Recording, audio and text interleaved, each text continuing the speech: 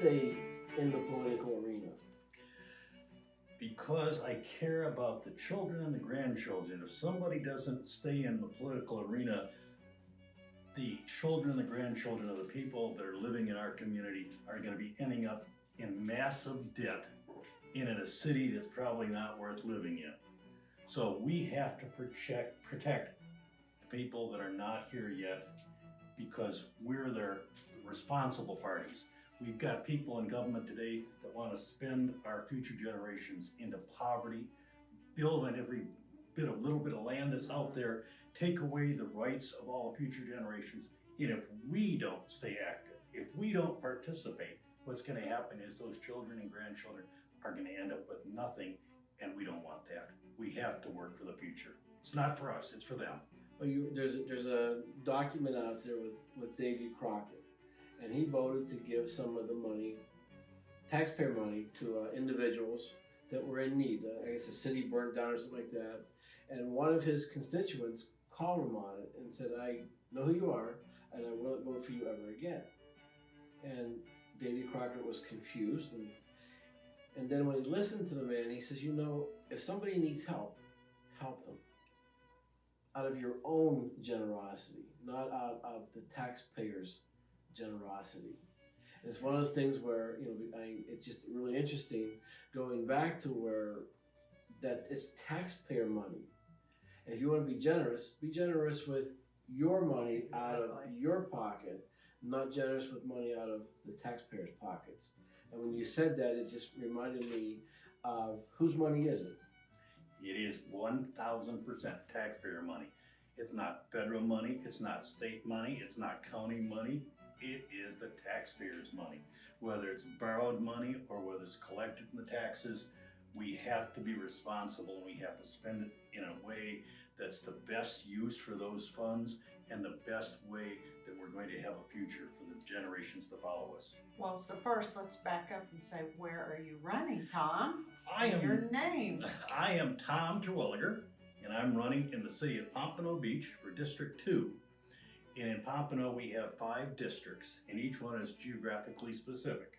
So my area is actually the area of Crest Haven, Highlands, Kendall Green, and Leisureville. Those are the developments in the area. It's basically an area from Federal Highway to I-95, and more or less from the Deerfield line to between Copans and Atlantic. Affordable housing in Pompano is considered a house that is $250,000 a year. And unless you make $70,000, $80,000, $90,000 a year, to be very honest, and if you've got a family with a couple of kids in it, you can't afford that house. So if you're making $15 an hour, the likelihood of you having an affordable house in Pompano is very minimal. When we have new construction, they're supposed to set aside so many affordable homes for people in all the developments. However, our city lets the developers buy these out for $2,330 per unit.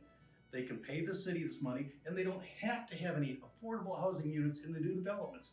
The city gets a little bit of money to spend over here. The developer now has more units to sell, but still we have no place for our citizens to live. So the problem is, where do all the people that are supposed to be doing the lawn care, the maintenance on the cars, whatever else, where do all of the people who are hardworking people in the community who want to raise a family and be in a safe neighborhood, where can they go when they're only selling super expensive homes? It's a big problem. We have to have jobs that pay reasonable money, but we also have to have housing that's affordable for the people that are going to take care of all the people in those luxury apartments. So what makes you the perfect candidate for this position? It's going to be crass. I don't need it. The other politicians we have in there, to be very honest, they need it. They need the money. So they are beholden to the developers to get elected. Well, because the salary's not that great. No, but it's more than what they needed. Right, okay. But the thing is, I have no connections to any of the developers in Pompano. I refuse to take any contributions of any kind from a developer or anyone who is doing business with the city. I also believe in term limits. And if I had my choice, I would find ways to stop future politicians from engaging or receiving donations from anyone who is a developer who will come before the city commissioner or has recently done that, or a city contractor.